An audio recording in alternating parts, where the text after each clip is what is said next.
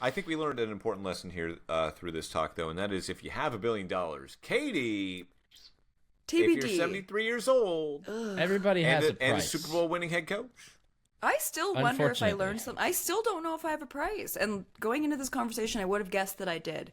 But being put on the spot, even $1 billion feels very icky and weird and gross. That's because you don't think the $1 billion is real, and then when it's dropped in a duffel bag in front of you.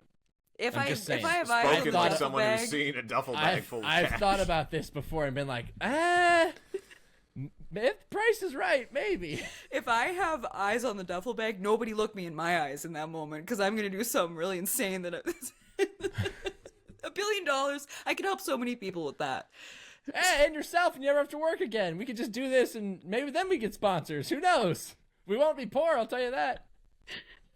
Just saying, if we split that $1 billion, no taxes, that's like $333 million per person. I'm just saying. Again, we're never working again. If we're splitting that money, then all of us have to be dating Bill Belichick, Sean. Don't you put that on just me. Whoa. If we're splitting the money evenly, we got to talk off air about that. That math Can ain't we mathin'. stick to our teams? Like, I'll take the female equivalent of Bill Belichick. Jane Fonda, come on down. Speaking of getting the party started.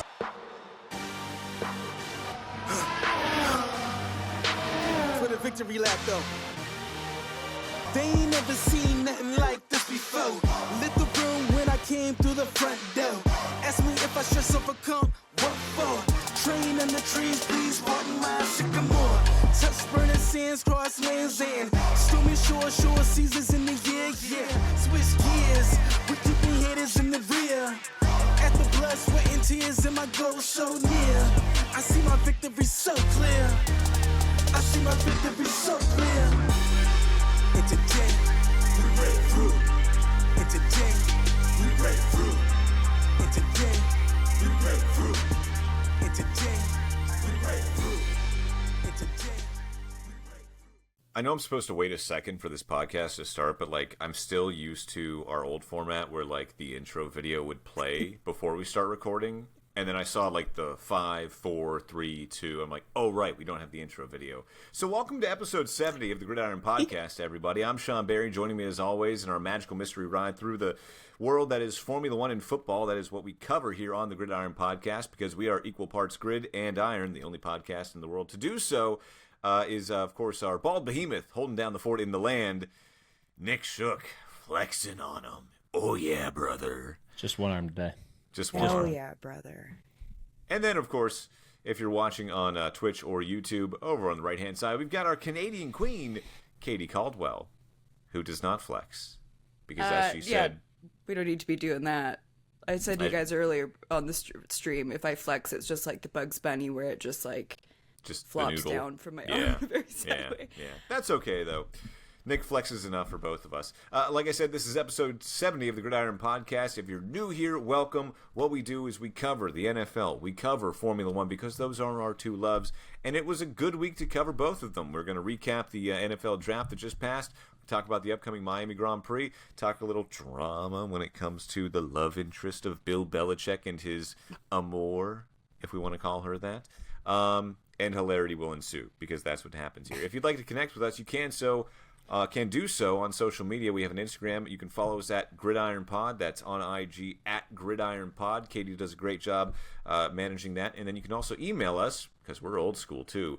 You can find us at The Gridiron Podcast 3. That's The Gridiron Podcast 3. Damn those other two. At gmail.com. We do love hearing from you. We heard from a couple of viewers recently who were so nice, and they just checked in to see how we were doing, specifically Katie.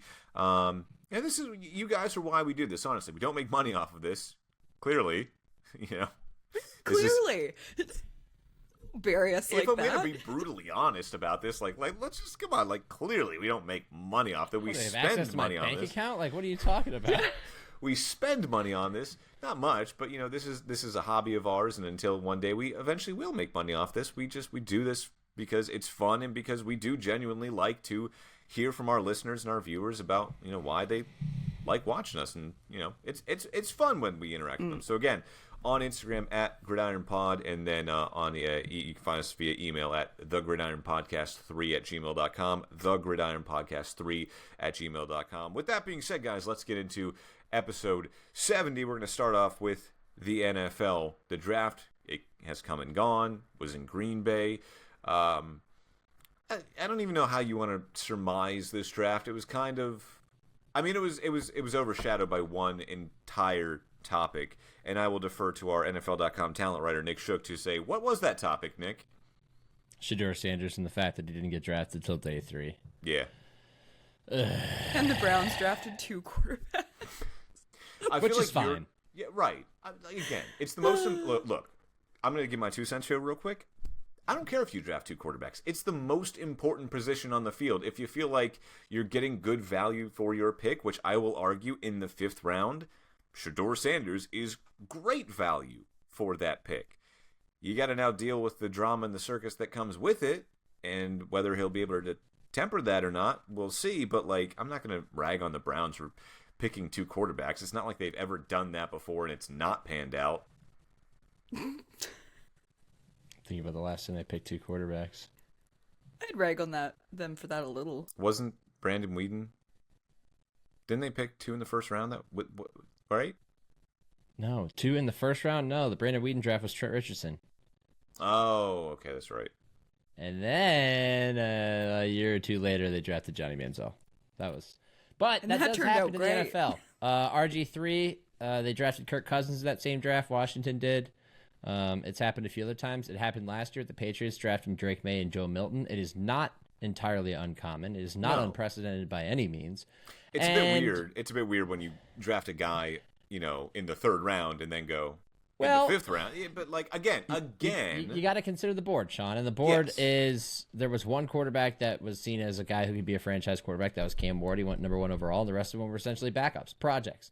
So the Browns went with a guy that they clearly liked in Dylan Gabriel because they drafted him way ahead of where most people expected him to be drafted. I call him a poor man's left-handed Baker Mayfield. He's athletic. His arms are not as strong, but he's got a ton of playing experience from 3 different stops in college at UCF, Oklahoma, and finally at Oregon. And then they draft Shedeur in the 5th round because he's still there in the 5th round. So right. I don't want to spend necessarily a ton of time on Shedeur because it's been beaten to death by everybody, including Mel Kiper having an absolute meltdown on TV, which is hilarious. He crashed out. Can we just say Mel Kiper crashed out? Yes. The NFL has been evaluating quarterbacks wrong for 50 years. Brother, you said you would retire if Jimmy Clausen was a bust. And he still was. Still waiting for that retirement there, Mel. Yeah. So you draft Shedeur in the 5th round because there's no risk with the 5th round pick. Yeah. Plenty of 5th round picks get cut. They get you can light a 5th round pick on fire like a rich person lights a $100 bill. It's low risk and just see what happens. I don't know. It's gonna light a human being on fire. No, they're lighting the rivers on fire in Cleveland. They're lighting I quarterbacks meant on the fire. Pick, not the actual player. For the love of God. No, but I do think that it's low risk, so why not take a flyer on him? Because that's essentially what it is. And the Browns quarterback situation is just as complicated as it was before, except I would expect Kenny Pickett to probably get traded at some point. I think you get a Joe Flacco, Dylan Gabriel, Shedeur Sanders quarterback room. So it really wasn't a big deal. Now, the big deal was the fact that he was projected to be a first-round pick by some when a lot of people in the NFL never saw him as such. He wasn't on boards for some teams. And some of that has to do with reportedly his interview process. I know that when I went to Indy, when I got there, it was Cam Ward and Shedeur, and they were kind of close. Like, who's going to go first? Who's going to be the first quarterback off the board between those two? And by the time I left Indy, in which neither of those guys participated in drills or testing, there was a significant gap between the two, which tells me that the off-field stuff, and it wasn't medical because no injury concerns came out, the off-field stuff being interviews and the way that they conducted themselves was what caused that. It was a notable shift, and then we saw the entire league speak on the matter by passing on him for 4 straight rounds. So in the end, there was no collusion. There was no, collective attempt to deny him the opportunity to, join the NFL because he did. It's just that it drove headlines, and a lot of people that don't pay close attention to quarterback evaluations were shocked that Deion Sanders' kid didn't go in the first round after he led Colorado on this incredible turnaround. Yes, they did turn around Colorado in short order. They also brought in 1 billion people in the transfer portal in order to make that happen. It wasn't just the quarterback. It wasn't just Deion's kid. No, by the way, the guy who won the Heisman Trophy also played at Colorado, who also went second overall, and the Jacksonville Jaguars gave up a lot to go get him. So he's not a transformative quarterback that most people might think if you're a casual fan and you just read the box scores or you read the headlines. He's a guy that isn't remarkable in any specific category as a quarterback, but he's also a guy that's still worth a 5th-round pick to see what he's got. It's as simple as that. Do we think ownership stepped in to make that decision? Like, I do get that it's not super weird to draft it still feels pretty weird to draft 2 quarterbacks in the same draft. It just feels like that wasn't their plan. Andrew Barie came out pretty quickly after and said, no, this wasn't Jimmy Haslam's pick. Now, the general manager is going to say that. Like, no general manager is going to be like... I don't buy that. Right, no general manager is going to be like, oh, yes, the owner told me to pick him. I didn't want to pick him, but we had to pick him because Jimmy told me to pick him. Like, no one's going to say that, but I don't know. Nick, you tell me. It's also the same front office that drafted a linebacker with the 33rd overall pick and then quickly came out and said, this has nothing to do with Jeremiah Owusu-Koramoah's status or his outlook. We just like the player. A front office that doesn't draft linebackers. The last notable linebacker they drafted was JOK.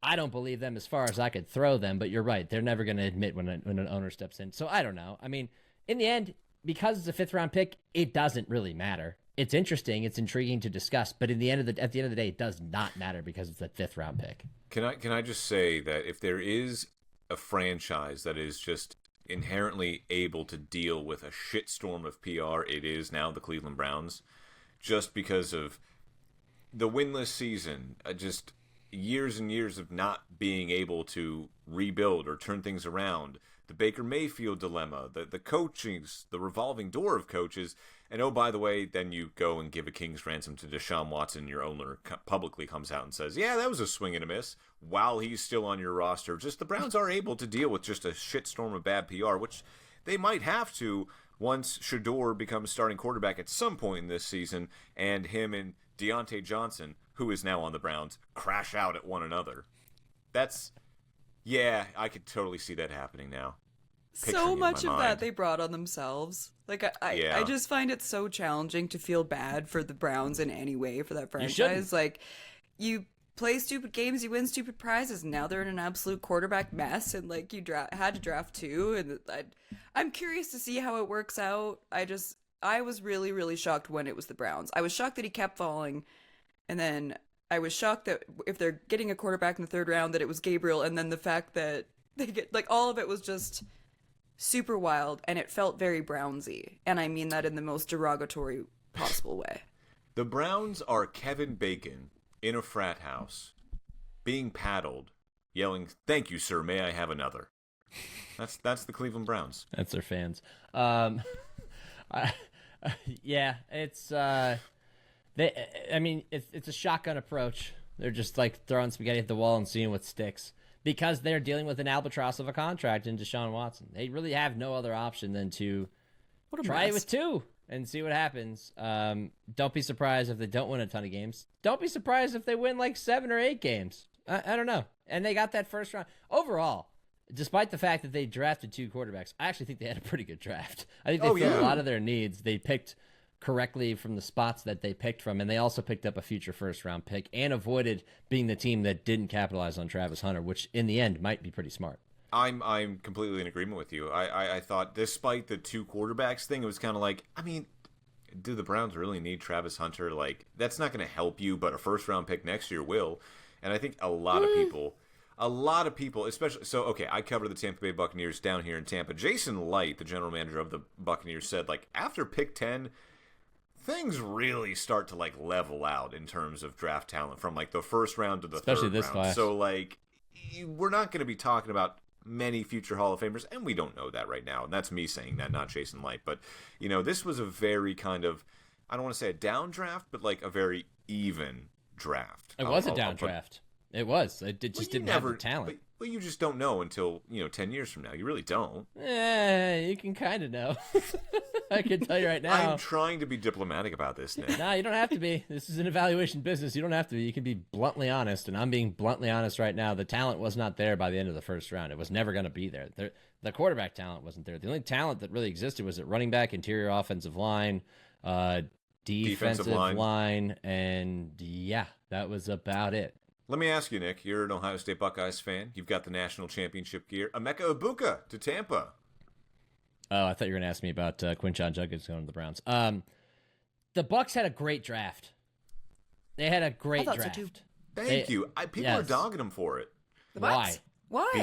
Because they had such a need on defense, and they're like, why would you you have Chris Godwin, Jalen McMillan, Trey Palmer, Sterling Shepard, Mike Evans. Why would you take a wide receiver? Because Mike Evans is in his 30 and is good at least for one hamstring injury a year. Chris Godwin is coming off his second major season-ending injury and his second long-term contract coming off a major season-ending injury. Jalen McMillan came on strong in the second half of the season, but all you got to do is look at that game at home against the Falcons and realize that Ryan Miller led the Bucs in wide receiver targets that game and go, yeah, that can't happen again. Like, that can't happen. No. Like, I get why they took Egbuka. I get that. He was the best wide receiver on the board. Yeah. They will need a wide receiver eventually, and he's there. I'm fine with it. I love it. That was the best receiver on the board and is the most polished receiver who will fit in perfectly into that core. And at least looking at it from this year, you have Evans, you have Godwin who's coming back from injury, so you give yourself an insurance policy in the form of Egbuka. McMillan came on strong last year, and honestly, I like the pick of Tez Johnson in the 7th round. He's a little undersized guy, but he's a playmaker. I was surprised he was still there in the 7th round. So they crushed it on that side. It wasn't a great corner draft, but they needed some depth because we know that they don't really have like the stud standout corner right now. So again, shotgun approach, you draft 2 corners. Shotgun approach at edge, you draft 2 edges in the 4th and 5th round, and you hope for the best. I thought they were fine, but I thought that nailing the pick with Egbuka was a huge get for them. It strengthens what has already been the strength of their team, which they are an offensive team. They are a passing team. Bucky Irving is a good running back, but they are a passing team, so why not give Baker Mayfield another weapon and protect yourself against the inevitable injury that happens at some point? I think I tweeted, the Bucs lost so many games last year on like the final drive because the offense would go down, score, take the lead, and then the defense just couldn't hang on in the 2-minute drill. Well, the defense doesn't need to hang on in the 2-minute drill if you're up by 2 possessions instead of 1. So screw it, we'll just outscore teams. They did fine. They did fine. But I do want to tell a story because Ohio State was the topic, right? And Emeka Egbuka. So round 1 ends, and before the 2nd round begins the next day, we almost always know an hour or 2 before the draft who pick 33 is going to be because that team's they've had almost 24 hours to decide who they want to pick. So I get word through my sources that it's going to be Travion Henderson to the Browns at 33. Prep the thing, get it ready to post. Browns come on the clock. They pick Carson Schwessinger from UCLA, a last name I'm still struggling to say, a linebacker. And it was a pick that essentially was, this is the best remaining linebacker. We need a linebacker. We're going to take a linebacker. And before anybody else has a shot at him. So I'm scrambling because suddenly they don't pick the guy that I was prepped for. And then 3 picks later, they pick an Ohio State running back, but they pick the other one. Quinshon Judkins with Travion Henderson still on the board. So if you want to, ask me just in summary, how was your draft experience? The first 45 minutes of day 2 were absolute hell. Okay, and yet I love the picks for the Browns. I was like, these are both good picks. We'll see what happens. But Judkins is a pro-ready back. It's just like, dude, what the hell? Like, could you really throw me any more curveballs? You're really screwing me here. Well, anything else in the draft, Nick? Anything else you care to think about? The Giants. Will Howard, Big Ben 2.0. Stop Ian's it. Guys are going to regret not drafting Will Howard in the 6th round. He's going to take the Steelers on the stairway to 7. Stop it. You want to talk about complicated quarterback rooms? Go look at the Giants. The Giants is so funny. It's going to be so much fun. They have Russell 5, Wilson, right? Jackson Dart, Jameis Winston. 4. Tommy Russell Cutlets. Tommy Cutlets. Russell Wilson, Jameis Winston, Jackson Dart, Tommy Cutlets. Yeah. Well, he won't be there. He'll lose that job. I just thought it was hilarious that like Brian Dable late last season when they beat the Colts are like, so, is this possible with your team? And he goes, when you get good quarterback play, it is. So in order to find good quarterback play, they're just like, everybody come on board. We're going to trade back in the 1st round to get Jackson Dart. Why the hell not? That was fun. I mean, we talked about the Shedeur slide, but Tyler Shook going well before, which, by the way, I guess his name is pronounced Shook, which is weird because it's not pronounced Shook, and it messes with my brain for obvious reasons. Him going to the Saints was interesting. Did you see Saints fans lose their minds about that? In a positive or negative way? Very negative. It was very, very funny. Well, they might not have Derek Carr available this year.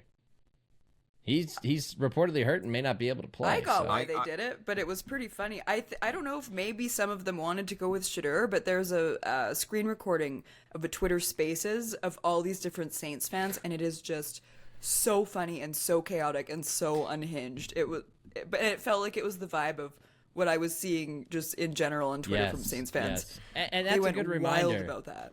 And this is no shade to those of you that listen, but fans during the draft are among the biggest morons on the planet. Yeah. I'm serious. I'm dead serious. I'm watching Browns fans melt down on Twitter because they traded back from 2 to 5, got out of the Travis Hunter sweepstakes, and took Mason Graham, who I think is going to be a good player and they'll be happy to have. That made more sense to them and what they need on defense than Travis Hunter. Morons. Like, I know that people in Cleveland and a lot of other fan bases love the draft, but instantly reacting to selections of players who you have no idea if they're going to be good or not, it's not worth your emotion. And I say this not as a company man, because I'm driving you away from being involved in the draft, but for the love of God, everybody, take a deep breath and stop get offline, get off the internet. Yeah. You don't need to crash out on the internet. I love seeing the old videos. Yeah. Occasionally, it's healthy for the soul. I love seeing the old videos of people reacting to like insane draft picks, like Buffalo fans crashing out when they drafted Josh Allen, Jets Chiefs fans every year. Yeah, Chiefs fans crashing out when they drafted Patrick Mahomes, or Eagles fans being like, "Why are we picking Jalen Hurts? What the hell?" Love those. Every year they pop up, and I love them. I will say, I texted you guys. I think it was either during the semifinal game against Texas or the national title, and I was like, you know what? I wouldn't mind the Steelers taking a flyer on Will Howard in like the second or third day, and they did, and I'm okay with that. I'm under no illusions that he's going to be the savior of this franchise, but I'm like, you know what? Let's see. Like you said with Shedeur Sanders, it's so low risk. Let's just see what they go. This draft screamed 2022, especially when it came to quarterbacks. The Steelers they didn't reach for Kenny Pickett. They had a first round grade on him. They went and got Kenny Pickett. Didn't quite work out. So I'm glad that they didn't go with Shedeur Sanders in the first round or any quarterback until the third day when they said, we have a need on defense. Saquon Barkley, Derrick Henry ran all over us last year. Not again. Let's shore up. We are Pittsburgh. Let's build on defense, and they did. I'm fine with that. Can I talk about some drafts that I loved? Sure. Yes. Please. The Detroit Lions. Ooh, me too. I love their draft. Tyleik Williams is going to be a better pro than he was in college, and he was still a pretty damn good player at Ohio State in college. Tate Ratledge was my second favorite guard in the draft. They get him in the second round. That's insurance and a long-term replacement at guard. Isaac Tesla, the receiver from Arkansas, loved him at the Combine, went back and watched his tape, loved how he played. I thought they nailed their first 3 picks. The first 2 days, I'm just like in the Slack being like, wow, good pick.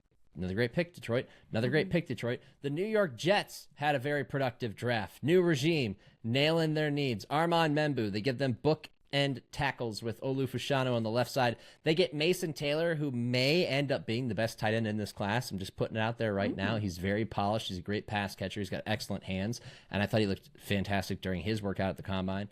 They get Azariah Thomas from Florida State. He's not the fastest corner, but he's big. He can play physical. He's got good closing speed when it comes to, the burst to get to close. And so I love the first 3 picks there because most of these drafts, they really only matter in the first 3 picks or so, right? You can kind of throw away some day 3 picks. And then there was one more team that I really liked, and it was the Arizona Cardinals. Walter Nolan, people love him at defensive tackle. They get him at 16, which I think is good value. Will Johnson was the best corner in this draft, but had injury concerns. If he can overcome them, he'll be a very good player in the NFL. Jordan Birch was a stud edge rusher at Oregon, who I really liked. They get him in the 3rd round. Then they get Cody Simon, the linebacker from Ohio State, who had a phenomenal run through the playoff against elite teams. Dominated against Oregon, had a great run through the playoffs. They get like a value pick on Denzel Burke, who I thought never quite reached his potential, but he's a 5th-round pick, so who the hell cares? Thought that was great as well. And then who did you say, Katie? There's one more? The Bears. I thought they had a really good draft. Bears, they get Colston Loveland, the best tight end in the draft. No, it wasn't Tyler Warren. I'm sorry, Sean. Tyler Warren is Dallas Clark. What's wrong with Dallas Clark? He's not. Dallas Clark was a very solid tight end, but he's not good enough to be the first tight end off the board, in my opinion. But it's fitting that he went to Indianapolis. Then they get Luther Burden, first-round talent in the second round. That's a big pickup for them because they get, Caleb Williams, another weapon. Then the offensive line class got kind of weird because, they took Ozzie Trapilo from Boston College, who I was, not really on my radar, but they get him in the second round as well, but they're trying to shore up the offensive line. They get Shamar Turner, a defensive tackle from Texas A&M, and they get one of my favorite, no-name running backs, Kyle Monangai from Rutgers in the 7th round. I was like, cool, that's a great pick as well. So I will say this, not to be a hater on AFC North rivals, Sean, but the Cincinnati Bengals are officially a team that drafts based on traits because they took Shamar Stewart, the guy that was an athletic freak at the combine but has almost no college production to show for it. They took him 17th overall, and I was like, oh, great. You just did the same thing with Miles Murphy a year before. Let's just go traits guys forever. We're just a traits front office now. So Al Davis, essentially? Yeah, he can run fast in a straight line. That's why we like Darius Hayward-Bay. Yeah, exactly. I'm going to say one more thing on the draft, and I just, again, it's on the Bucs. I love that they drafted both, they didn't draft. They took Tez Johnson, like you said, in the 7th round, the lightest player at 154 pounds. Yeah, he's small. And then they took the heaviest player, too, as an undrafted free agent from Florida. I love that weird dynamic we got down here in Tampa Bay. Tush push this, Eagles. Tush push this. The Buccaneers, always thinking about Philadelphia. Always thinking about Philadelphia. Plug those gaps. There's nothing better. What's better than having one massive defensive tackle in Vita Vea? Two.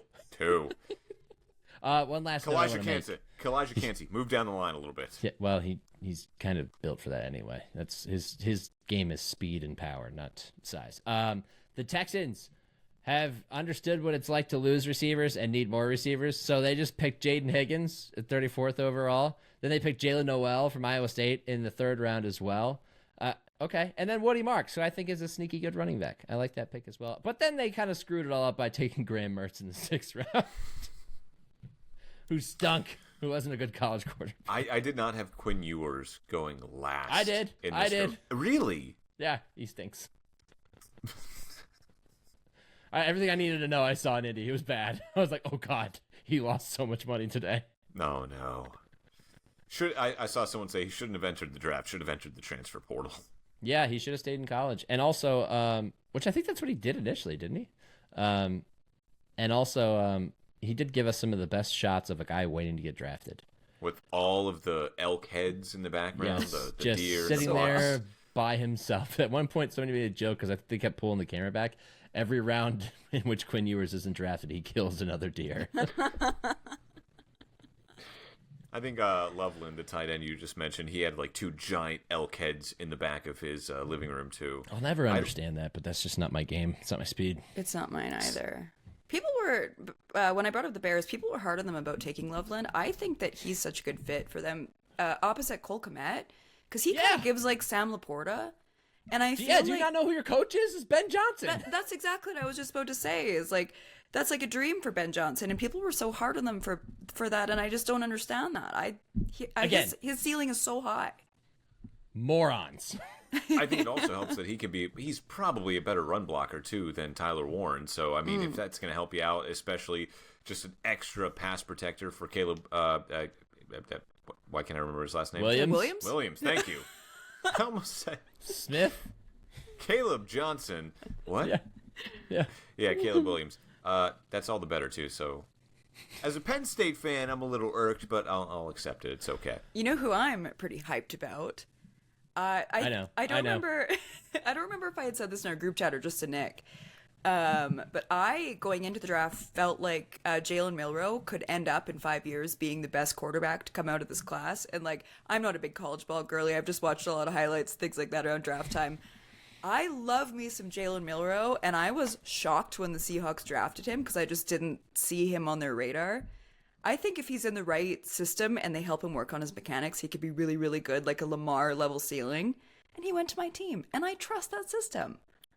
He's a very funny opposite of Sam Darnold because I just don't see any of the same style of play with those two quarterbacks. We went and got Sam Darnold because we want a quarterback who can play with his back to the line of scrimmage. And then we went and got a guy whose greatest strength is running. Yeah.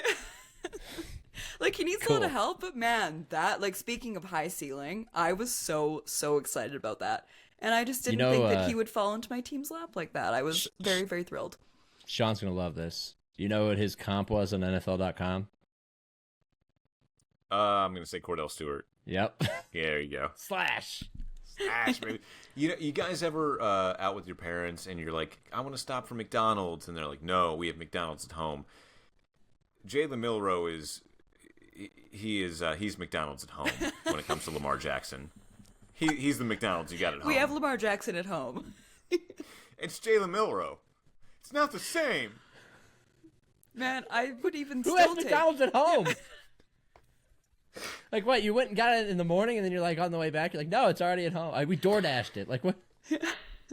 No, my parents, I would just be like, I want McDonald's. Come on, this is a very common phrase. I want McDonald's. We have McDonald's at home. McDonald's at home is like a turkey sandwich and some Lay's potato chips. That's not McDonald's. I'm sorry to tell you guys. Hey, McDonald's. I'll make you a Big Mac at home, Sean. Don't you worry. Now, to my credit now, as an adult, I really do have McDonald's at home. I've got burgers in the freezer, and I've got some fries from Aldi as well. Neither of those is a sponsor, but like I could make some McDonald's if I really wanted to. So I do have McDonald's at home now. Take that. This show not brought to you by McDonald's or Aldi. But if you want to sponsor, but if you want, if you wanted email to, us at thegridironpodcast3@gmail.com. As Giant Sean said, clearly we don't get paid for this. Clearly. They clearly did so much heavy lifting in that sentence. Clearly we're poor. I will say, not a sponsor, but Aldi, I F around with your Cuban sandwich chips. They are amazing. Ooh. We don't have Aldi in Canada. Really? Interesting. Yeah. Any more news on the draft, or are we good? We've spent a half hour on the draft. I think we are good. Wow, we did. Now let's move on. All right, moving on to the other side of football. That would be the football spins. Some people are in love with football, and other people are just in love with what football can give you. Mainly a person to spend your time with and spend your life with and cherish, or the money that comes with them. Who's to say which is which? But Bill Belichick has caught himself in some, I don't want to say hot water, but some in a situation, weird, just like a kind of like a dirty hot tub full of lukewarm water. Because Bill, what are you doing there, buddy? Like everyone, like we've talked about his relationship with his now is she 24, 25-year-old? She's 24. She's 24. He just turned 73. Okay. 24 is too young for me. Me too, and I'm old as hell. We are all in our early 30s, so yes, 24 is still young. Don't fight it, Katie. Don't fight it. Just let it happen. Let it happen. All of us are definitely, you're right, Sean. I have nothing, no fight here. I am now officially closer to 40 than I am to 25, so I'm coming to terms with that day by day. Please don't. God. My birthday's in a week. Oh, no. Yeah, buddy. Yeah. Take it in. Take it in. Well, it's my Larry Bird year. I'm going to keep my mouth shut. I know. Yep, don't exactly. talk. No, Katie. Regardless. This is where you gladly sit this one out as I now talk about how it's my Larry Bird year or my Jesus year. Ooh. As in the year he was crucified. Hell yeah, Jesus. Jeez. Team Jesus over here. I feel like I've already been crucified, so I guess it's appropriate. Regardless, steering this train back on tracks, Bill Belichick dating a 24-year-old. We've talked about this before when they did the whole, Titanic picture and he was balancing her on his legs, which, hey, good for you, Bill. Now things are getting weird because he gave an interview to, what was it, CBS Sunday Morning? Mm-hmm. About the book he had coming out. Now, look, I will preface this by saying, as a journalist, Nick and I have journalism degrees. I also do. Well, I don't know your schooling, Katie. I didn't go to college with you. I literally spent endless hours in journalism classes with Nick, so I can only speak to him. But okay, cool. You have a journalism degree too. Watching this was like seeing a car stuck on train tracks and the trains just come, and you know that car is about to get obliterated. So good on you, Sean. Thanks for the entertainment. Nick and I had a professor in college, and his famous phrase was, Nick, what was his phrase? What questions I don't remember. What questions are you asking? Oh. We are checking. He always wanted us to go after the hard-hitting story. this was not a hard-hitting story on CBS Sunday Morning. It was a fluff piece about a book that Bill Belichick had coming out. And while Bill Belichick was giving this interview, his girlfriend, his 24-year-old girlfriend, was in the room. The question is asked, hey, how'd you guys meet? And she shut it down. She shut down the whole question. We're not talking about this. Young journalists, specifically young journalists, if somehow you have wandered onto this podcast and I don't know how, listen to me very carefully. When you're interviewing someone, and it's under the premises of you're interviewing them about a book, it doesn't matter. You can still ask them whatever you want. And they can decline to answer. They can defer. And you can also, at your own time, shut down the interview if you feel like this doesn't feel right. It's happened to me in the past. I'm like, hey, this ain't working out. I'm not going to post this story. Something does not smell right here. I've also done stories before where I've posted the story. They've tried to change it after the fact, and I've said, you know what, I'm just going to take the story down because something does not smell right. So that being said, it's a very freaking weird situation where this 24-year-old is shutting down interview questions for her 73-year-old, 6-time Super Bowl champion head coach of a boyfriend.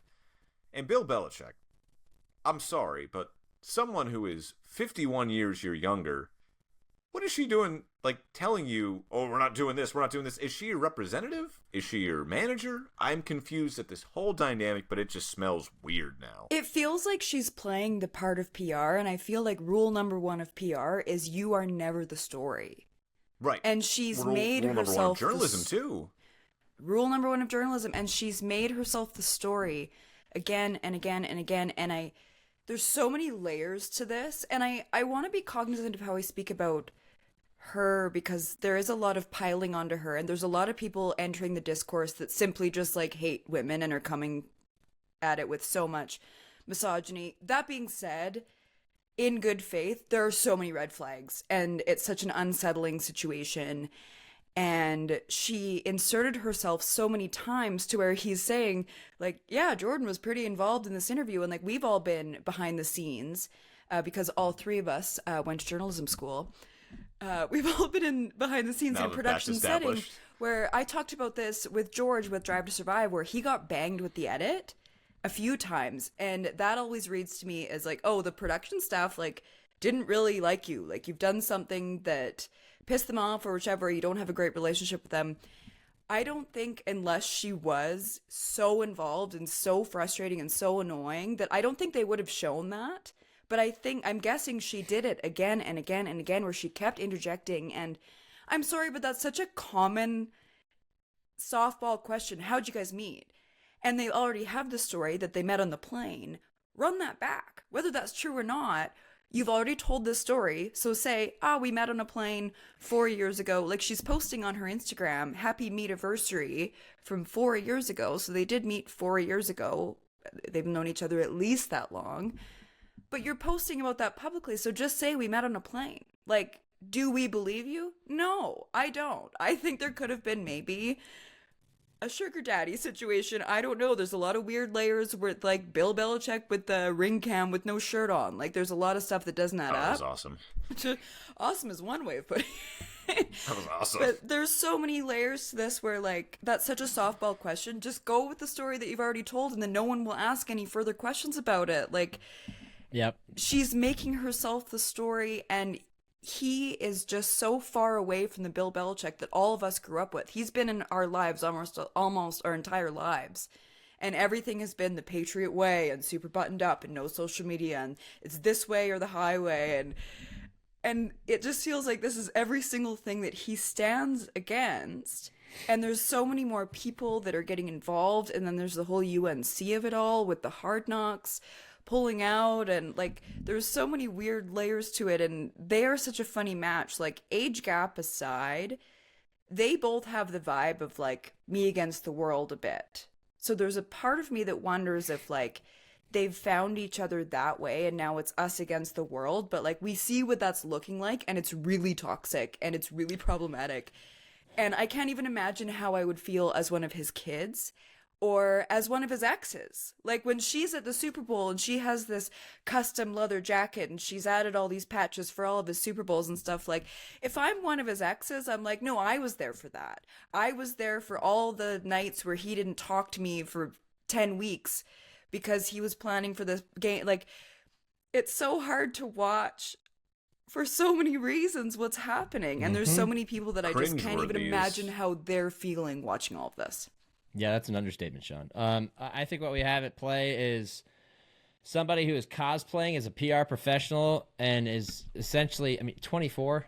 Like you could have gone to school for PR and just be fresh out, and you still would be really green in that scenario with an interview with CBS Sunday Morning. Like that's the big time, right?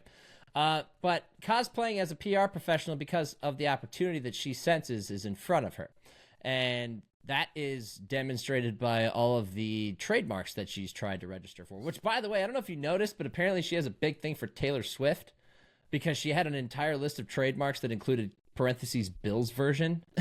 It's very, very cringy. Very cringy, very bad. So cringy. Which speaks to me as somebody who doesn't have the experience to even be creative enough to not just parrot what she's seen from probably one of her favorite artists. But I think that it's that, obviously, he's somebody that comes with extreme status in the football world. And of course she's going to get her claws into everything. You're absolutely right about how the family members, I've seen this happen before. I've seen it. I won't divulge names or anything, but I've seen it happen in which, like, you see that person who is suddenly madly in love with this, new flame and is completely hypnotized and just head over heels and will do whatever they say and cannot see the forest for the trees at all. And that happens in relationships from time to time, right? But you can tell when it's very one-sided, when it's very exploitative.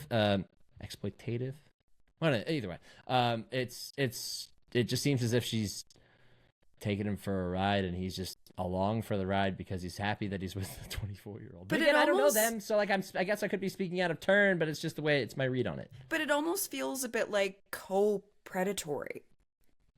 Because it does feel a bit predatory. That's a fair way, yeah. I think every relationship with that sort of age gap probably is. That's 100% fair. She is getting the money, the fame, and the notoriety that comes with it. I'm not saying that's exactly what she is after, but, that is a bonus of it, and he is with a 24-year-old. Like, yes, I think you're completely right. It is, from the outside, appears, like you put it, co-predatory. Like I said, 24 is too young for me because it would make me feel a little weird. Yeah. And that would be about a 9-year age gap. I will say, Nick, you're wearing a Cleveland Guardians cap, so either of you seen the movie Major League 2? Yeah. Okay. So Katie's shaking her head, so I'll explain it to our listeners and viewers as well. Arguably the better Major League movie. That is a very hot take, and we will talk about that off pod, Nick, and I'll explain to you all the reasons you are wrong. It's close, but it's actually not close. But when Wild Thing Rick Vaughn gets involved with that, media manager, and he starts dating her, and she's turning him into the clean-cut guy, and he loses his fastball, and then he dumps her, and he turns into Wild Thing Rick Vaughn again. It's kind of what it's reminding me of. Again, but yeah.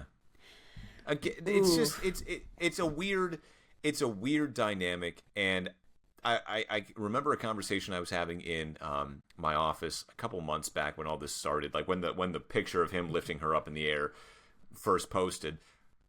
Everyone else in my office was like, this is weird. Like, I couldn't date a 20-year-old, and I'm only 45. I'm 60. I couldn't date a 24-year-old. I'm like, well, you guys aren't Bill Belichick.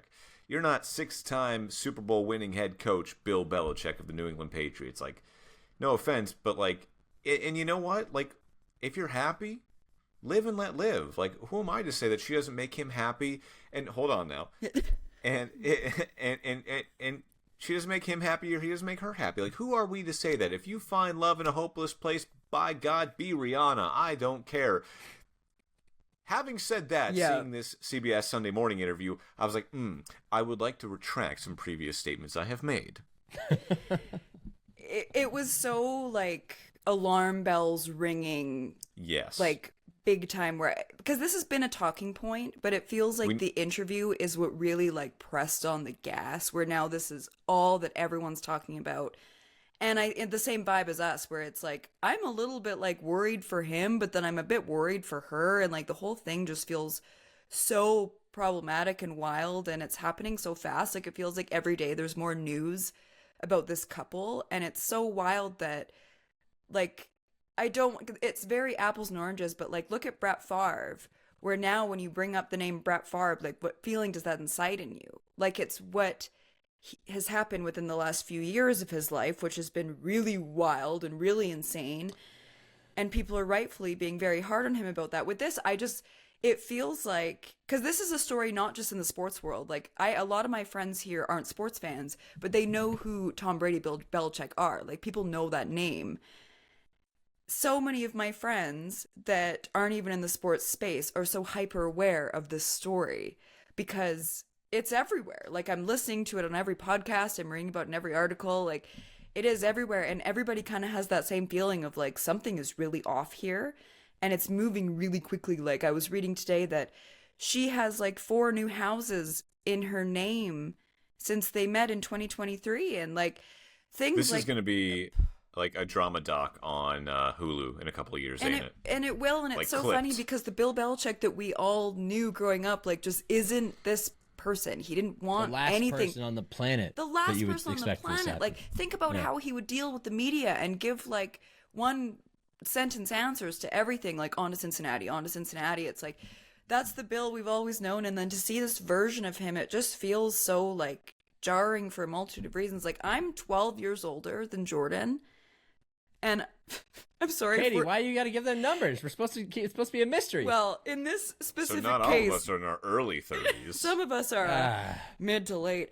But the thought of Bill Belichick in that capacity, in any adjacent capacity, like, fire me directly into the sun. Like, oh God. A 73-year-old man just feels so, like, icky to me, and I can't even, like, there's not enough money in the world, but... My dad's about to turn 73. I don't really want to go down this road, but not enough money in the world, I think, is a Nick, dangerous statement. I mean, $1 billion? $1 billion, Katie? We'll talk about... Yeah, there it is. There you go. I knew it. Don't put me in a corner like that. I'm sorry. Somebody put the baby in the corner. I'm sorry. We're on to British Columbia, Katie. No, but I do. You're absolutely right, Katie. And the reason I pulled this book off the shelf, if you're watching on YouTube or Twitch, just by the way, I was gonna say, what you got back there, Nick? Follow us on YouTube /@GridironPod. The Favre thing is a good comparison, except if you dug into his past, which wasn't highly publicized, primarily because it was in the age of newspapers, not the internet, and can be found in this book by Jeff Follett, there we go, titled Gunslinger. He was always a dirtbag. Yeah, he was always a dirtbag, and Bill Belichick was not a documented dirtbag, which is why it's so shocking. I'm not saying that he is, but it's just this change in activity, in character, in whatever you might want to call it, is shocking because, like you said, he was the most buttoned-up professional, no-nonsense, no-bullshit guy, and then all of a sudden he lets this in there. But again, I've seen it happen to people. It's not the first time. It just feels like at this pace that it's moving, how can it keep going at this pace? Like, it feels like they're in the news for something different every day, and that's so against the Bill Belichick that we knew and loved growing up, but... It just feels like something's got to give here, and I don't know who it's going to be or at the hands of family or what, but, like...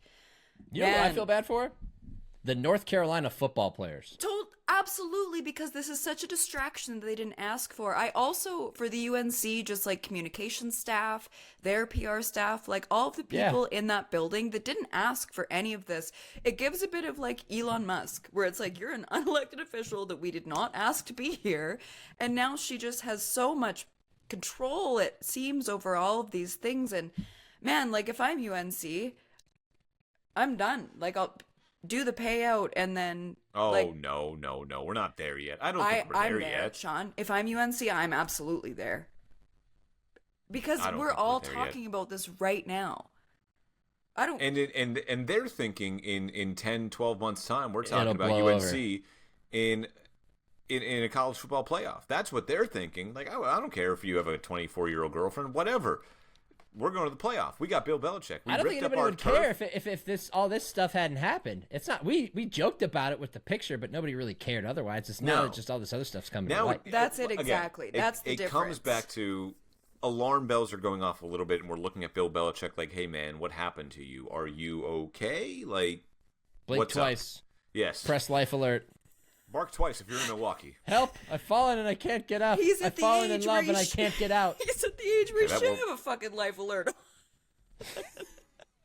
Sorry, right. but bro, that could be your All right. granddaughter. Yeah, actually. For real though. Could be. Yeah, could be. Again, I Well, still think I no think dollar we- amount. Never seen Katie do that before. Yeah. It like there's something about it that chills me to my core because it does feel a bit like exploitation on every side, and I just feel like Yep. there's going to be a lot of people, his family notably, but like also if I'm her family, I'm deeply uncomfortable with that. Like there's so many people outside of those people directly that have to be so affected by this, and the fact that this is all everybody's talking about right now, like I'd be horrified. I am horrified. You also have to look at the fact that, like you said, she has like $3 million houses now in her name. So, like, how affected do you really need to be before you start paying attention? I guess. I mean, if things look good on the surface, I don't when think do her you family's start mad about questioning? that. Exactly. Exactly. I think we learned an important lesson here through this talk, though, and that is if you have $1 billion, Katie, TBD. if you're 73 years old, Everybody has a price. and a Super Bowl winning head coach. I still wonder if I Unfortunately. learned something. I still don't know if I have a price. And going into this conversation, I would have guessed that I did. But being put on the spot, even $1 billion feels very icky and weird and gross. That's because you don't think the $1 billion is real, and then when it's dropped in a duffel bag in front of you.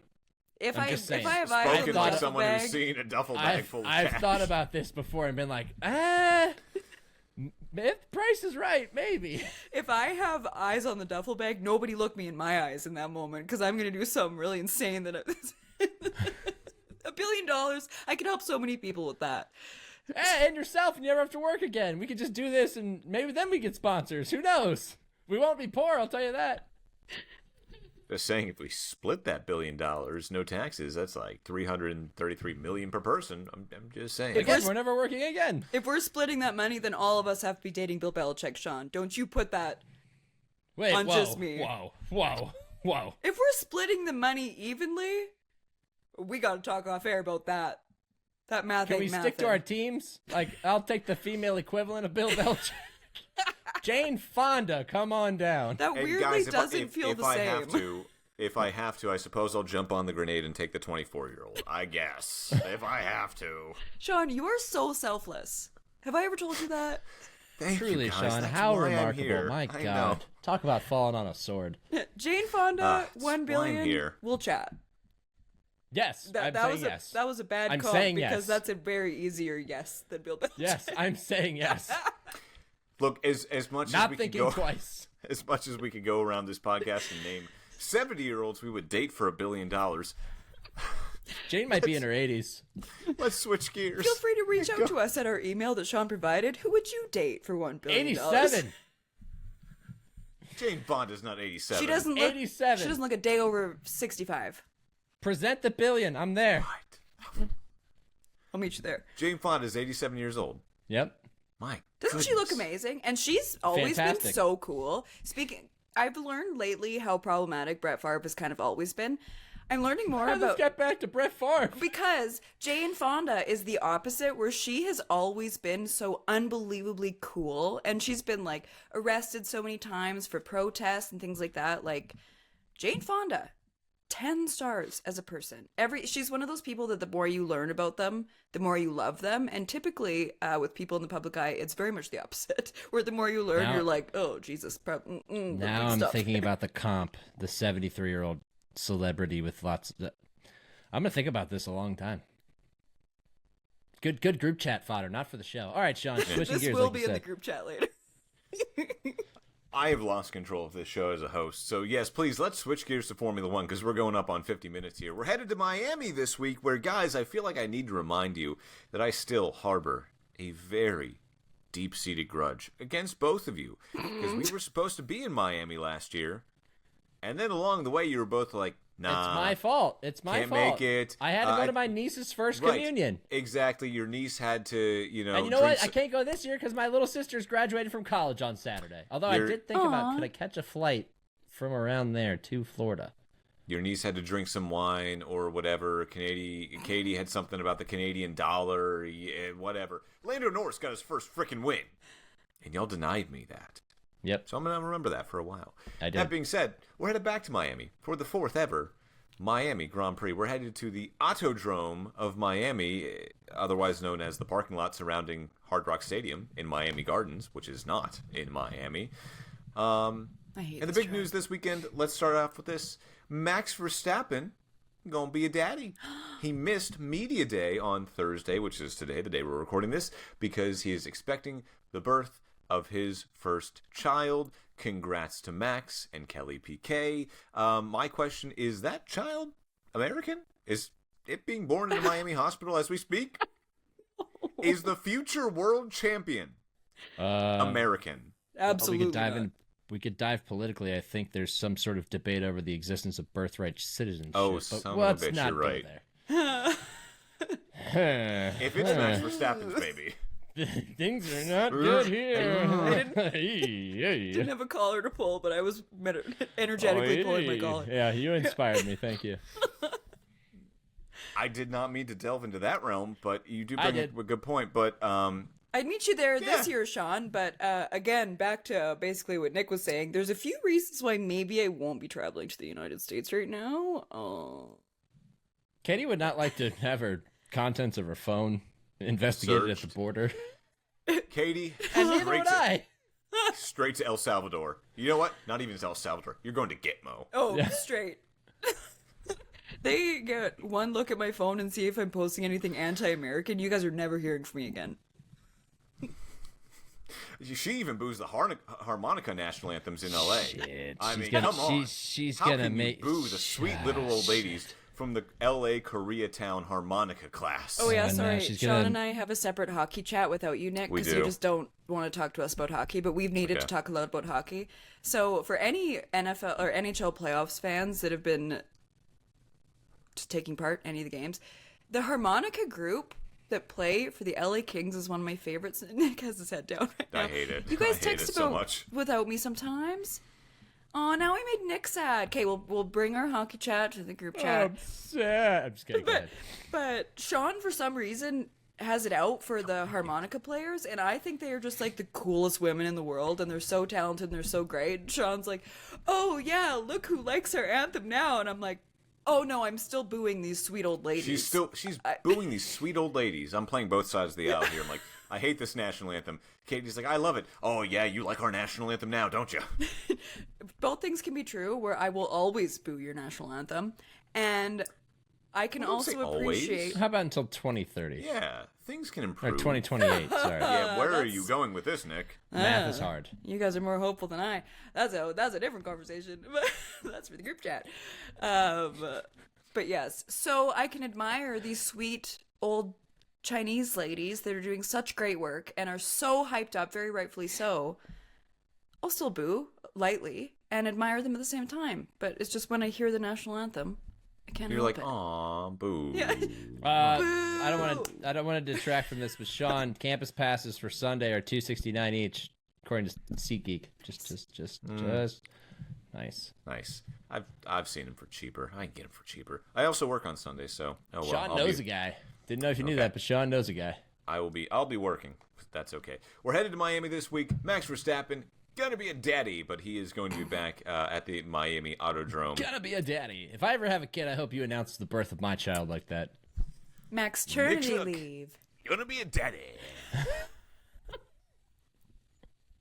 Again, congrats to Max and Kelly. If I have learned one thing from watching the NFL, hockey, baseball, it is when a child is born, there is such thing as dad strength at the following game. Whether it's a home run, a touchdown, a goal, there is such thing as dad strength. So watch out for Max this weekend. That's all I'm saying. Shall we get into our predictions then for the Miami Grand Prix, and then we can get into all the other superfluous stuff, or do we want to do vice versa? Well, we're already here, so we might as well. Because frankly, Sean, I didn't even watch the last race. I'm just going to put it out there. You guys know why. We can get to that in a little bit. But let's do predictions first. All right. Well, let's start with Katie, because chivalry is not dead. Third place, Katie. I hate this race so much. This is one of my least favorite tracks. I know. It really is. The race sucks. The party is awesome. The race sucks. Yeah, dude, I know that's not what you asked, but... Yeah. Even playing the game, the track sucks. Oh, the track sucks so bad. Okay, I'm going to say dad strength. P3, Max Verstappen, which I think I saw before we got on that he was still over in... Where did they live? Do they live in Monaco? They live in Monaco, yeah. So I saw that his private jet left today. So I'm wondering if maybe she had the baby and then he left. He went, okay. Dang it. So the baby's not American. So, no, baby isn't American. She can't fly right now, Sean. She can't. When she's 1 billion months pregnant, you can't fly. Anyways, so... I don't know how rich people live. They might have doctors on the plane with them. Sean doesn't understand pregnancies either. We know that. Bodies work when you're growing a person. A little bit. Yeah. You can't fly when you're super pregnant. I have nieces and a nephew. Yeah. I've never had a baby, but I do know these things. You can't fly when you're 1 billion months pregnant. So the baby is not going to be American. But P3, Max. P2, Kimi Antonelli. And then P1, you guys are going to be so proud of me. Lando Norris. Hey, wow. Here we go. I'm not proud of you.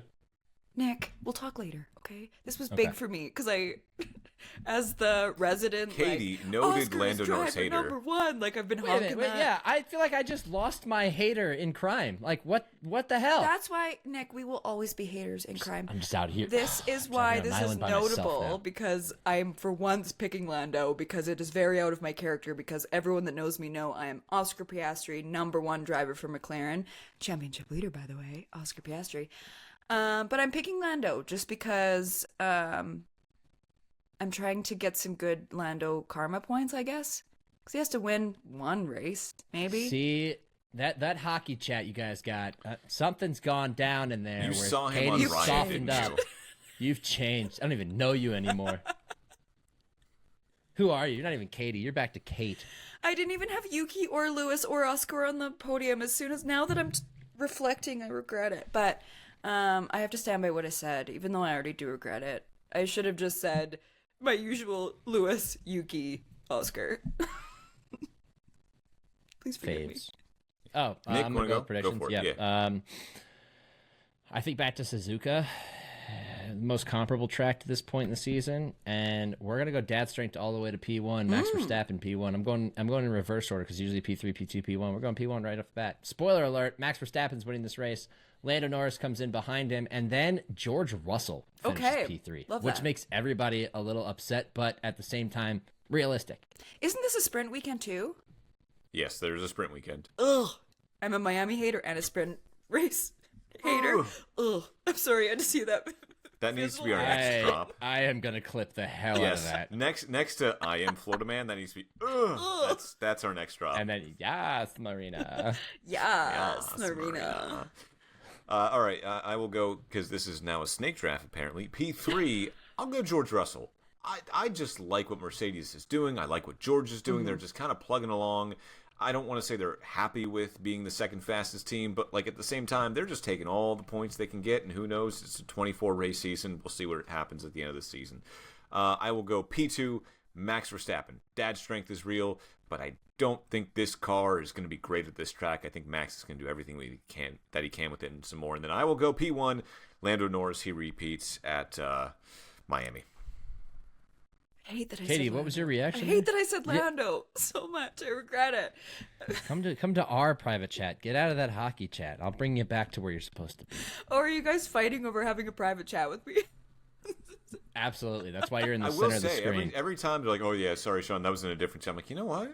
Fine, I'm going to text Katie. I'm going to have a separate chat with Katie. Not Nick. I'm going to have a separate chat with Katie and talk about hockey. Damn the harmonicas.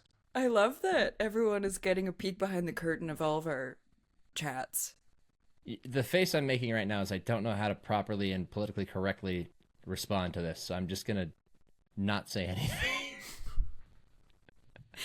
I will say that I'm guessing 85% of all of our texts to one another, even if it is just meant for a single person, are in our group chat. Yep. Oh yeah, this is the. If I'm like, hey Nick, did you see this? I will text the group chat. Yeah, that's what the mention function's for. All right, those are our predictions. Where are we going, Sean? What are we doing next?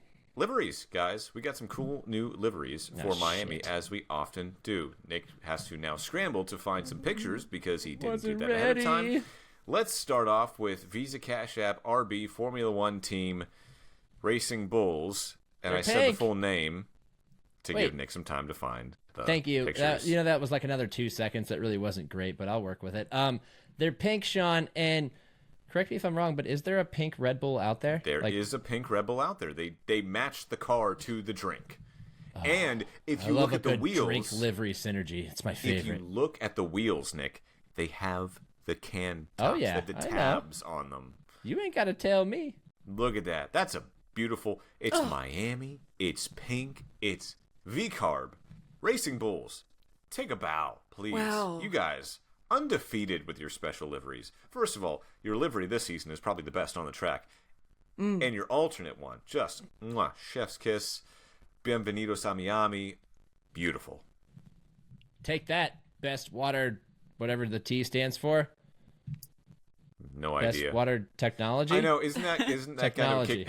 Isn't that kind of a kick in the teeth that one of the teams on the track or on the grid is actually pink in Alpine, and V-Carb shows up with a better pink livery? It's so much better.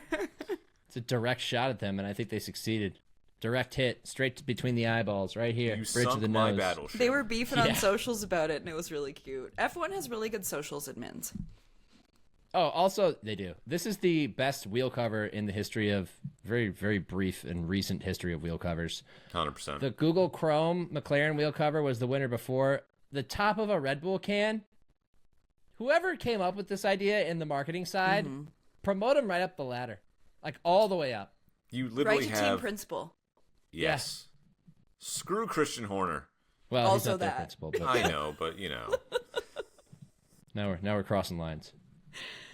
Are we though? We don't have a lot of lines with this podcast. That's why I've unquit so many times. All right, so lack of boundaries. We've gone from the best alternate livery. Let's go to the worst. Maybe in history. Again. Are you gonna say for Ferrari? the second straight year. Yeah. I'm going to say Ferrari. Okay. It's awful. Counterpoint. As an outsider to America, I'm not gonna go to America and wear a red hat right now. Just saying. Okay, I see that vision, but I did that flew over my head. That was and the first thing I thought of. Was if I'm going to Miami, yeah, I'm not wearing my usual red Ferrari hat. I have a red hat jump scare in the States. Okay, so the suits are fine. The suits are fine, but the car is absolutely atrocious. The car is awful. This looks, and look, all due respect to my nephew who's 5, this looks like something he made with his Legos, which by the way, they rolled out Lego models. All due respect, this idea ain't worth the velvet painting of a dolphin humping a whale. And I said with all due respect. That's a lot of respect due, Sean. I mean, to quote Talladega Nights. If I could, I would drape myself in velvet. It looks like someone just sawed off like the top third of the car on an angle and just was like, HP, blue and white, there you go, on a red Ferrari. Ugh, it's disgusting. And Katie... It's almost as bad as HP's printers. Yeah. Not a sponsor, clearly. I feel that. Katie, I have an HP printer behind me, and I've pulled my hair out so many times about it, and now it is just out of use because it doesn't work. Yeah, I have a lot of HP printer feelings. You know Maybe how there's like a graveyard for retired planes? There should be a graveyard for HP printers that shit the bed and no longer work and are just collecting dust in the corner of the room because you can't accept the fact that that printer you just bought a year and a half ago no longer works. I think people just take it out to a parking lot, play Damn It Feels Good to Be a Gangster, and beat it up with a baseball bat. I love Office Space reference. Office Space, yes. There you go. I'm killing it with the movie references over the past couple of days. I will say, Katie, to counterpoint your whole red hat theory, tell that to Phillies fans, St. Louis Cardinals fans, Angels fans. There's a lot of red baseball teams that probably feel one way or another. Yeah, I still will tell them that as somebody who's not American, and when you're on American soil and when you're having to wear a red hat, that is an immediate jump scare to me. I will say, that's a good one. Oh. That's a good one, Nick. A red eraser with a blue background. That's what it is. Car sucks. It really is. It's awful. It's freaking awful. I will say the wheel covers, the white walls, not bad. No, it's a Lego car. It's bullshit. This is bullshit. I'm offended by this car. Nick's offended by this car, and you know what? I understand his hate. I understand it. How about helmets? guys, you want to talk a little bit about helmets? Because we get these special liveries and special helmets for all these cool, not one-off races, obviously, that Miami, it's not a one-off race, but it is kind of a special race. You want to go to Orlando first? Ooh, the disco ball is so cool. We got another livery that we haven't talked about, right? We do? Yeah. Okay. Get ready to have your mind blown. Or perhaps splattered. I don't like that you said that. In paint. Looks exactly the same. Because it's a paint splatter. Oh. What the fuck is that? Look, we each get one curse word per podcast. I've used my allowance. I feel like this was a deserved use of my one curse word. What is that? Sean, you earned it. You earned it, buddy. What is that? Okay, so what we're looking at, if you're, obviously this is an audio medium, if you're watching us on Twitch and YouTube, we're looking, and if you're listening, we're looking at the Steak Kick Sauber F1 team car, which is a lime green, neon lime green car, faded into a black background. But they have just said, screw the fading from the front to the back. We're just going to splatter paint on it, and it looks like a nickel. It looks like it was slimed. They got slimed, yeah, exactly. Yeah, it looks like this black car got slimed on Nickelodeon. That's awful. Here, I'll show you what it looks like. That's horrible. I'll show you what it looks like. This is what immediately came to mind. Click the buttons faster, Nick. Come on. Sean, I still feel like this is the first time you've dropped like a heavy F-bomb on the pod. It's usually this me. This is what it looks like to me. I feel really inspired by this moment. It looks like, they're using glow paint, yeah. Yeah. Oh, like in preseason testing? Yeah, it's aero paint.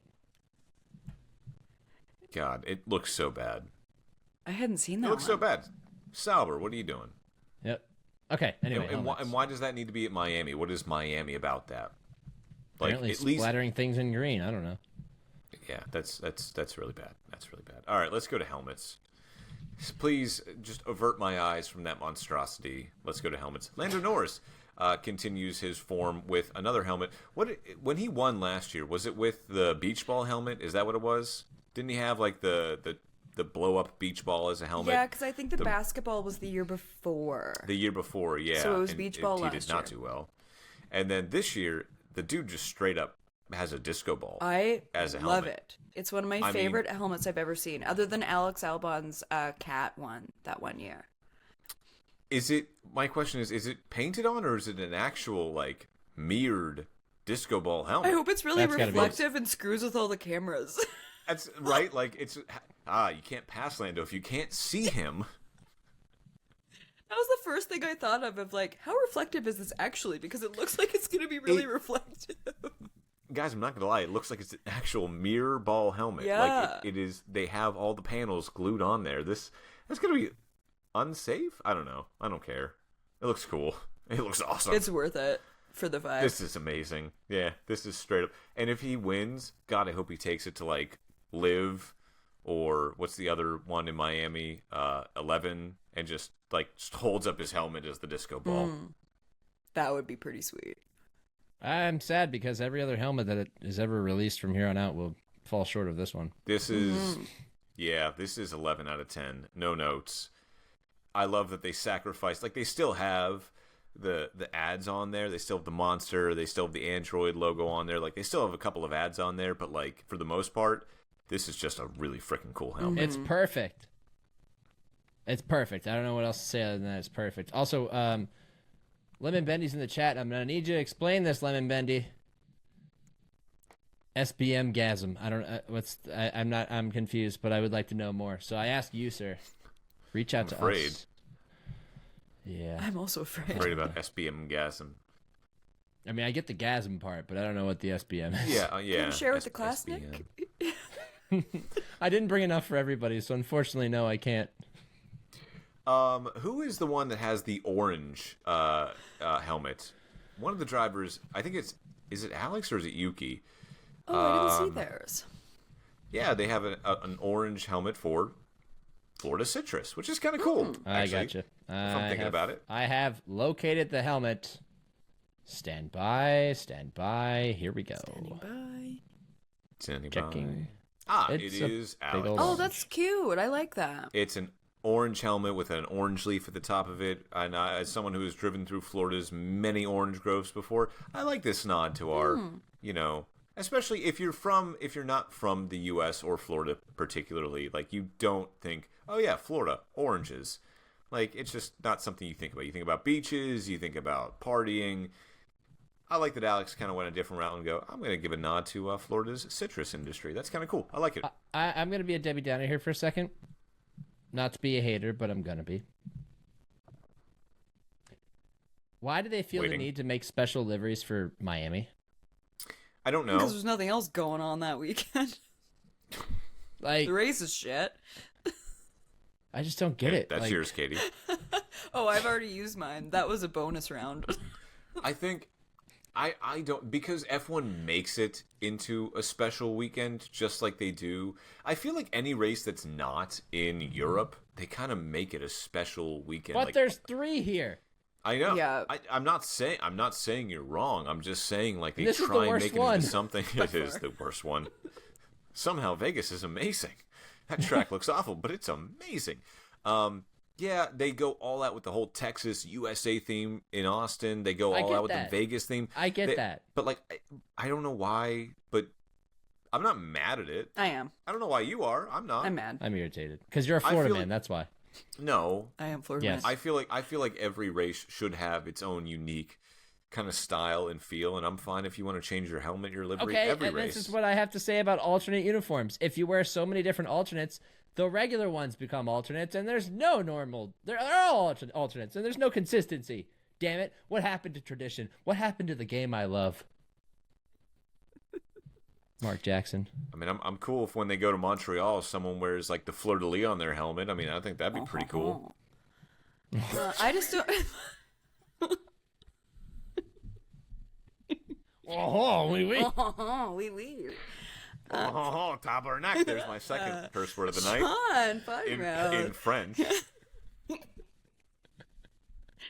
I just don't understand why the Miami GP exists. I've said this before. I'll say it again. Get it off the calendar. I'm so sick of it. It's been around for 4 years. It was fun. When Sean and I went, it was fun.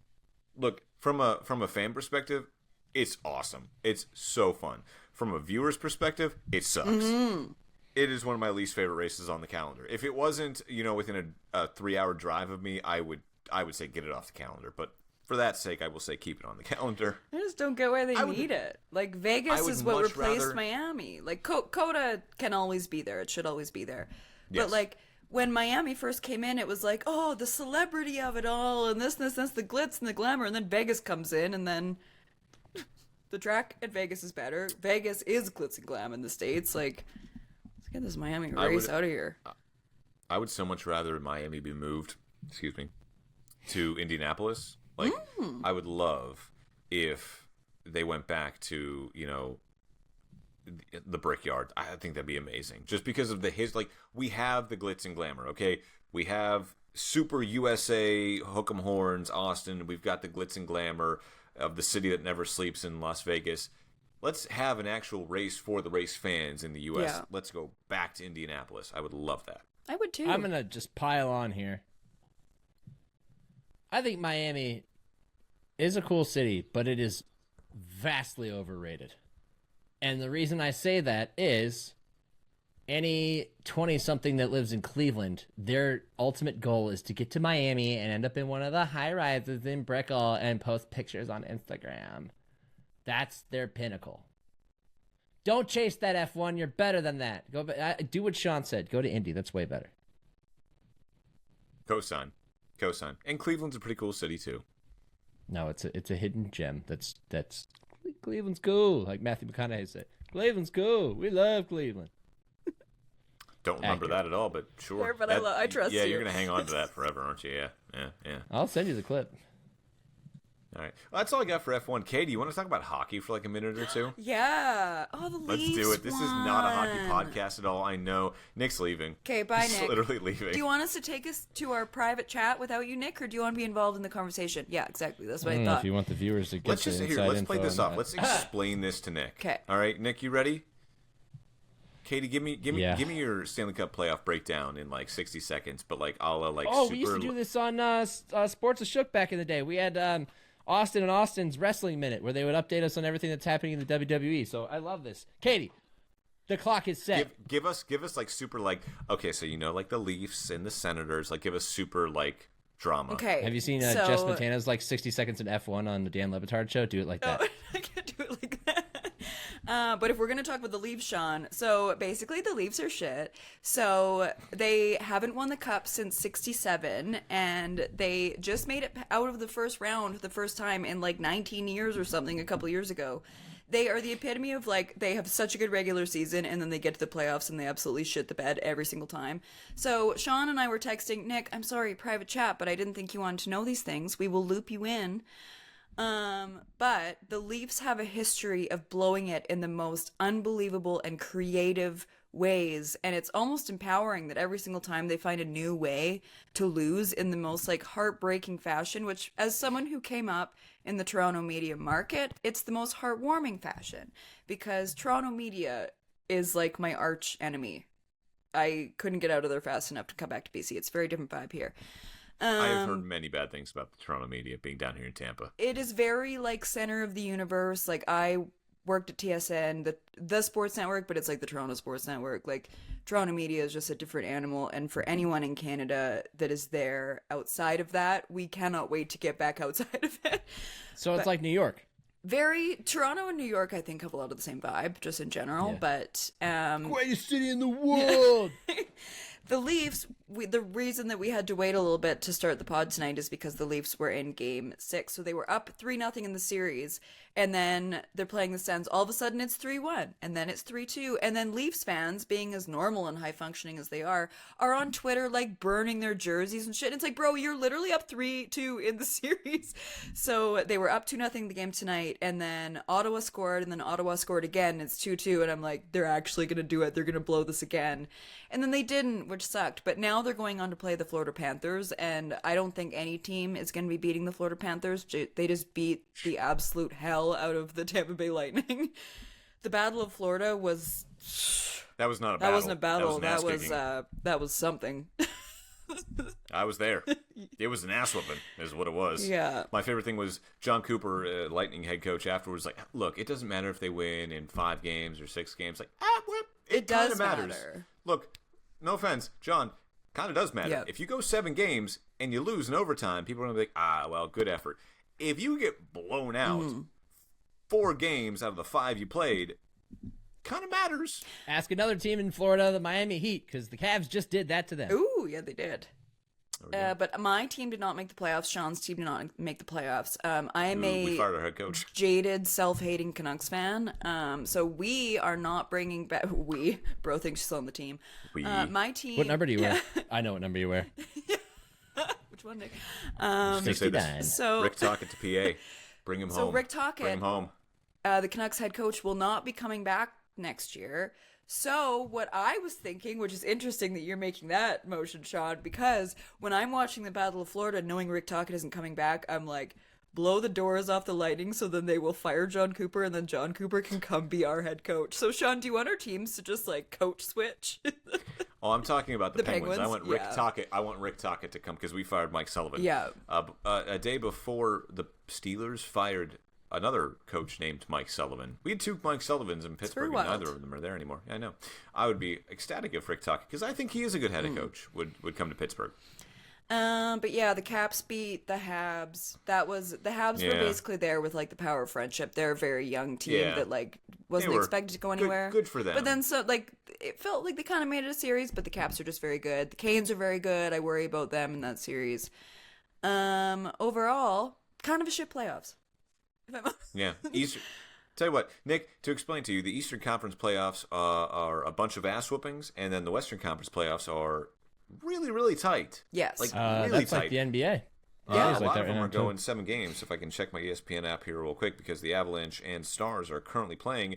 The Stars are actually up despite falling 2-0 down. Let's see, Oilers... Are the Kings winning? Up.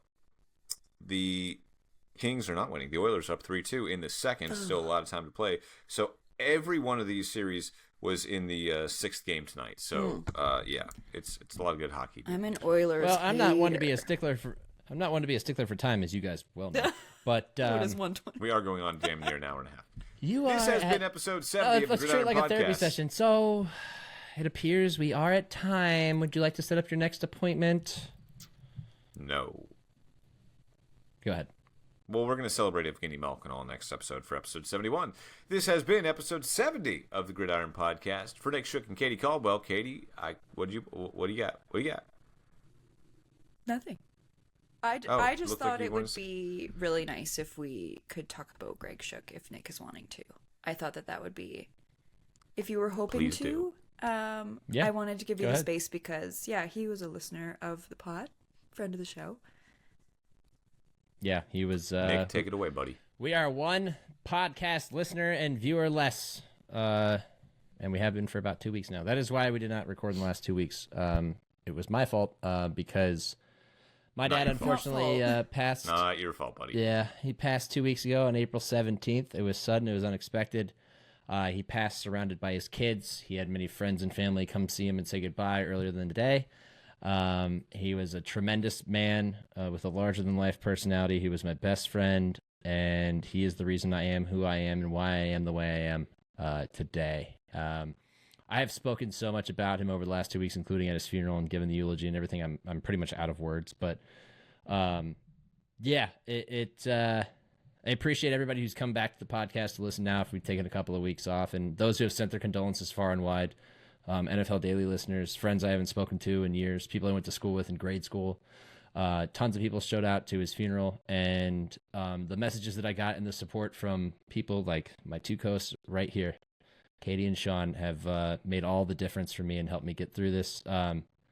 It sucks. Losing a parent sucks a lot. I would probably cry right now if I hadn't already cried a lot over. I cried so much the day he died that my contacts actually dried out and I could barely see when I drove home that night.